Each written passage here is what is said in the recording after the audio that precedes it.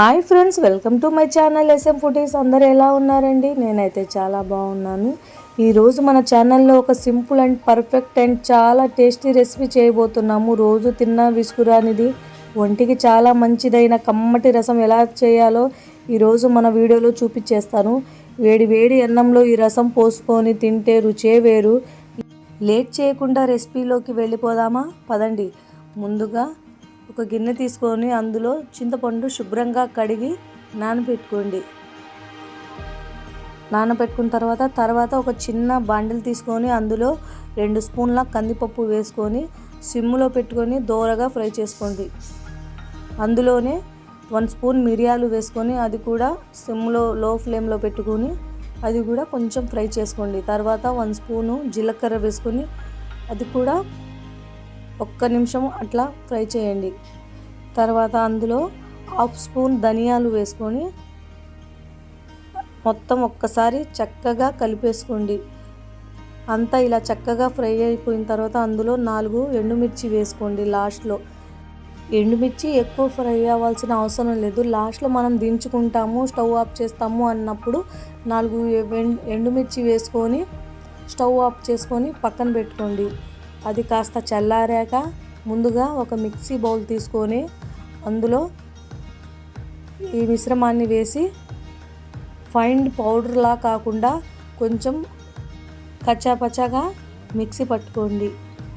అందులోనే ఇలా చూడండి, ఇలా ఫైన్ పౌడర్లా కాకుండా ఇలా మిక్సీ పట్టుకున్న దాంట్లో అందులో ఒక 10 వెల్లుల్లి రెమ్మలు, పొట్టు తీసిన 10 వెల్లుల్లి రెమ్మలు, అందులోనే కొంచెం కరివేపాకు వేసుకొని ఇప్పుడు మిక్సీ పట్టుకొని కొంచెం ఇప్పుడు ఫైన్గా పట్టుకోండి. ఈ పౌడర్ చూడండి, ఇలా మిక్సీ పట్టుకోండి. ఇలా పౌడర్ మిక్సీ పట్టుకున్న తర్వాత అందులో చిటికెడు కారం, 1/2 స్పూను పసుపు, కొంచెం ఇంగువ, కరివేపాకు వేసుకొని పక్కన పెట్టుకోండి. తర్వాత ఒక గిన్నె తీసుకొని స్టవ్ మీద పెట్టుకొని అందులో ఆయిల్ వేసుకోండి. ఆయిల్ హీట్ అయిన తర్వాత మనం ముందుగా పౌడర్ చేసుకున్న వాటిని ఆ మిశ్రమాన్ని మొత్తం వేసుకొని ఫ్రై చేసుకోండి. అది ఫ్రై అయ్యాక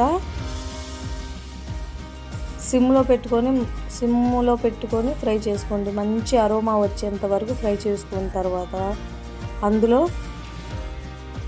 మనం ముందుగా కట్ చేసుకొని పెట్టుకున్న పెద్ద సైజు 4 టమాటాలు అందులో వేసుకోండి.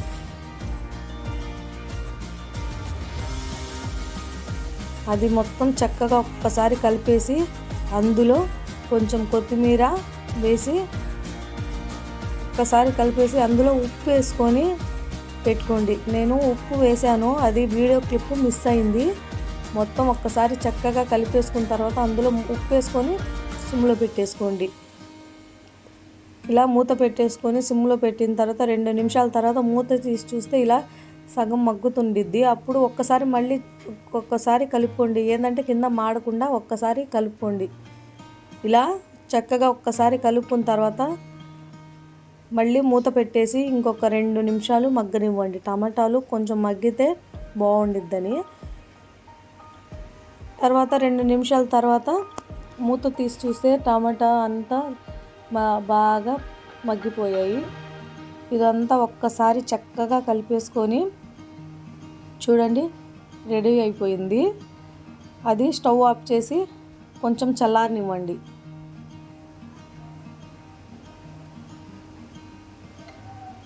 ఈ మిశ్రమం చల్లారాక మనం ముందుగా నానబెట్టుకున్న చింతపండు గుజ్జు తీసుకొని వేసుకోండి.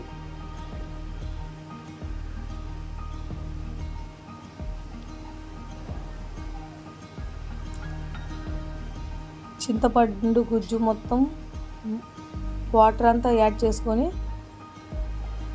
వేసుకోండి.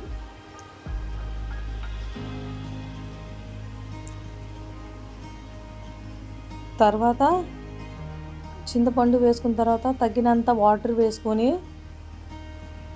అందులో ఉన్న టమాటాలు ఉప్పు చెక్ చేసుకొని మళ్ళీ ఉప్పు వేసుకోండి, సరిపోయిందో లేదో అని చెప్పి. ఉప్పు వేసుకున్న తర్వాత నాకు కొంచెం సరిపోలేదు, అందుకని నేను కొంచెం వేసుకున్నాను. మీరు కూడా చూసుకొని వేసుకొని టమాటాలు మొత్తం ఒక్కసారి స్మాష్ చేసేయండి. ఇలా స్మాష్ చేసేసి తొక్కు మొత్తం తీసేసి పక్కన వేసేయండి. చూడండి, పక్కన వేసేసి అందులో సన్నగా కట్ చేసుకున్న కొత్తిమీర యాడ్ చేసుకొని ఒక్కసారి కలిపేయండి మొత్తం. ఇలా చక్కగా కలిపేసుకొని మూత పెట్టుకొని రసము మరగనివ్వండి.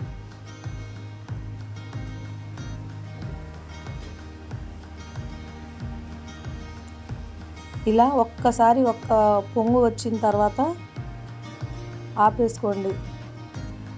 అంతే, ఎంతో ఈజీగా ఎంతో టేస్టీగా తిన్నా కొద్దీ తినాలనిపించే రసం రెడీ అయిపోయింది. నచ్చితే లైక్ చేసి సబ్స్క్రైబ్ చేసుకోండి. మీరు ఎలా చేస్తారో కామెంట్ బాక్స్లో కామెంట్ చేయండి.